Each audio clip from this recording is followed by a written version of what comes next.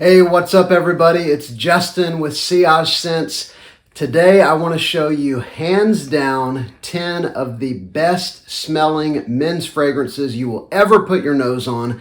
I easily could have put 20 in this list. You know, obviously this is a very subjective hobby, but for the most part, these are fragrances that are widely agreed upon as being absolutely drop dead gorgeous. Most of them are compliment getters. They're good sellers. These are just fantastic fragrances, and I hope you will enjoy the list. I do want to ask as we get going, please consider clicking that subscribe button. I've got videos like this coming out every couple days, and I'd love it if you'd join us on this fragrance journey. Also, let me know down in the comments, what would you say are some other fragrances that need to be in a list of just some of the best smelling men's fragrances available. And I will just give the caveat, every one of these are currently available that you could go out and buy today. All right, let's dive in. First and foremost, I think it would just be a crime if I did not have this fragrance in the beginning of the video or in it all together. This fragrance is actually rated on Fragrantica as the best fragrance of all time several years in a row, I believe. I know it at least was last year. And I'm talking about, of course, DIOR Homme Intense. This is a warm iris fragrance. It's got this beautiful, creamy, or what's sometimes called lipsticky iris. And then around that, you've got some sweet, what DIOR calls muskmellow. You've got some pear. You've also got some darker notes and some woods that are in the base. So there's sort of this vanillic, warm sweetness with a little bit of spice and an iris that is the centerpiece. That if you love iris fragrances, it is one of the best out there, period. I'll also tell you that there's a clone by KHADLAJ. I don't have it here. I've got it in the other room, called Cayenne Classic, which I've done a standalone video on, and it's like 95% similar, and it's about a third of the price. So check that out. All right, next up, we're going to go with another one that is often considered to be one of the most beautiful men's fragrances out there. This one is by Guerlain, or Guerlain, however you say it, a French fragrance company. And this is L'Homme Ideal, and this is the Eau de Parfum. And this is a beautiful almond, which is kind of what is similar across the line. There's 4 or 5 of these now, maybe even more, because there's some freshies. But there's an almond note that is kind of the star of the show of most of them, but this one also has cherry, and the cherry note is absolutely beautiful. You know, cherry and almond. It's got a little bit of woods, I believe cedar in the base as well. It's just this beautiful, sweet but not overly heavy almond cherry fragrance with some woods that will absolutely blow you away. All right, next up we'll go with one that is a blue fragrance, and some blue fragrances can be boring. A lot of them smell the same. This one, though, I think is unique to the degree that when it came out, there wasn't any other blue fragrances that smell like it. Now this one has a lot of clones, but I'm talking about Yves Saint Laurent Y EDP. And this is a beautiful, sweet, aromatic blue fragrance. You've got some pear in the opening, or actually apple in this one in the opening that is absolutely gorgeous. You've got some sage and juniper, some kind of aromatic greener notes that are in the heart. And then once you get into the base, you've got some amber woods, some ambroxan, kind of a fuzzy sort of sweet woodsy feel. You put it all together, you've got something that is aromatic enough to be worn in the heat, but is also sweet enough to be worn in the winter. It's kind of the perfect fragrance for every situation. I didn't get the hype because I had a number of blue fragrances until I picked this one up and I realized, oh, this one is something special. This is something different. It even stands out from most of the clones that I've tried as well. Absolutely gorgeous. All right, next up, we're going to go with one that is in a line that's been incredibly popular. I pulled up the notes here just so that I get them right. But this one, the first time I smelled it in a department store, I knew I've got to get this, and I purchased it within a few months. This is one of the 1 million flankers. This is 1 million Lucky. And it is a sweeter fragrance like pretty much all of them are, but this one's got some ozonic notes that give it a freshness that stands out from a lot of the 1 million fragrances. It's also got some gourmand notes. There's a little bit of hazelnut in here. There's some honey. There's some plum.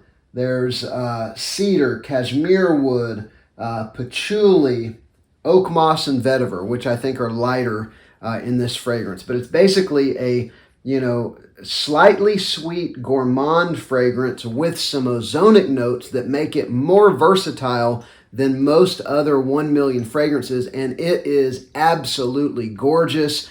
It's one that if you haven't gotten your nose on, I've heard it's been discontinued, but you can still find it in a lot of places. Go smell this at a department store and see if you don't think I'm right. It is a great fragrance. All right, next up we're going to go with one that's another line that has some gorgeous fragrances. I have a few of them. I've got 3 out of the 5. This is Azzaro's Wanted line, and this one is the Most Wanted Parfum. I debated about whether to put this one or wherever. I've got the Wanted by Night, I think is on the top shelf behind me here. Both of them are absolutely gorgeous. They're quite different. Wanted by Night is more of a, it's got some citrus in the opening, and then it goes into some cinnamon and tobacco, some darker notes. This one is a heavier fragrance, and it is a sparkly ginger that you get in the opening that some say will remind them of like a fizzy cola or something. And then you've got what they call incandescent woods, so a touch of smokiness and some woods, and then you get a bourbon vanilla that really permeates the whole fragrance. It's basically a vanilla fragrance that is made effervescent by a sparkly ginger, and that's given some heft and some weight by some woods with a little bit of smokiness. Absolutely gorgeous, and it's a strong fragrance. It's got good projection, awesome sillage, and on me, it's about a 10-hour fragrance. This is the Most Wanted Parfum. All right, next up, I'm going to go with one that is often compared to DIOR Homme Intense, but this one is different because it's got some gourmand facets that make it just absolutely mesmerizing. There's a chocolatiness that's in here. There's some leather that's in here. But if you were to take DHI, DIOR Homme Intense, and add in some chocolate and some leather, you're pretty much going to get Valentino UOMO Intense. It's probably 80% similar to DHI, but I love leathery fragrances and I love chocolate in fragrances. And so there are times when I actually prefer Valentino UOMO Intense to DHI. I would say a lot of the time I do, because that extra sweetness, gourmand element, I just can't get enough of it. Now, speaking of fragrances that have some leather, I do have a couple more freshies in here. I know some of these are leaning more cool weather, but I do have a couple more freshies in here. This one's not a freshie. This one is a weighty leather fragrance that's got some chocolate, it's got some cardamom and some cinnamon and some pepper. It is a spicy, chocolatey leather fragrance. It's absolutely mesmerizing. I'm talking about No Limits by PHILLIP PLEIN. It's got this ugly credit card bottle, but this is my favorite leather fragrance. And even my wife, who doesn't normally like leather fragrances, several of my family members who I've gotten in a car with or been around during the holidays have just said, wow, what is that you're wearing? Something about the spices, the chocolate, and the leather that's very tactfully used make this, to me, one of the most appealing leather fragrances you can buy. PHILLIP PLEIN No Limits. I'm telling you, this is a list of bangers right here. All right, next up, we're going to go with one that has kind of become a modern classic. It's sometimes called the best date night fragrance of all time, and I don't disagree. I got the EDT right after it came out. I got the EDP years later and have loved them. Have gone through multiple bottles. I'm talking about Dolce & Gabbana The One. And so this one is a cardamom tobacco fragrance with some powderiness that is just absolutely, it's alluring, it's sexy, it's got some darkness, it's got a great hang time, a great sillage. This is one I will still smell on people in the grocery store or in the mall and just kind of follow their scent trail. This thing is absolutely gorgeous. There's a reason that it's called one of the best date fragrances ever made. I love it. All right, we're going to go with one that's a freshie, and this is the only clone in the video because I don't own the original, because it's about a $300 to $400 fragrance, maybe a little less if you get it on discounters. This one is a clone of Amouage Reflection Man, and it's a very good clone of Reflection Man. This is KHADLAJ SHIYAAKA Black. And so this one is a clone again of Reflection Man, which is a floral fragrance that's got some sweetness, some aromatic qualities, and some powderiness. Strangely enough, even though the notes are completely different, it reminds me and most people a lot of Le Male by Jean-Paul Gaultier. This one is definitely more updated.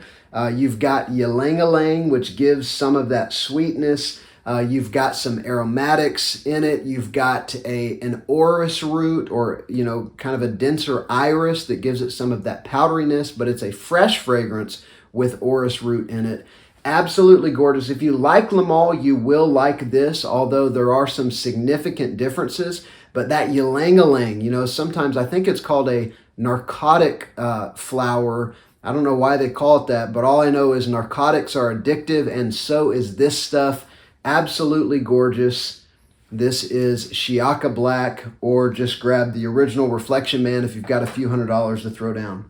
Next up, I'm going to go with my final fragrance, one more blue fragrance. There's a couple I could have put in here, but when I'm talking about fragrances that just smell better than all the rest, this is definitely one of my top 3 blue fragrances of all time. I probably own 20. I've probably smelled 40, and this is definitely in my top 3. This is ROCHAS L'HOMME. It's a cheapie too. Compared to the rest of these, I'm sure it's the least expensive except for maybe the clone. You can get this for like 40 bucks for 100 ml. And it is another blue fragrance that is sweet with aromatics. And this one does have a bright opening with some citruses. And then it's got in the heart a very minty aromatic heart. Some of the aromatics in it remind me of almost like a wintergreen or like a spearmint or something. It's like a very cooling mintiness. Then you mix that with some citrus and some sweetness and some woods in the base. I believe it also has tonka bean as well, something adding more sweetness. But I'm wearing it right now in the summer. It's not cloying. It's not overly sweet. It's got sweetness enough to be very attractive and alluring. But it's got, you know, woods and aromatics and citrus to make it perfectly suitable for all year round. This is one I would highly recommend you pick up, ROCHAS L'HOMME.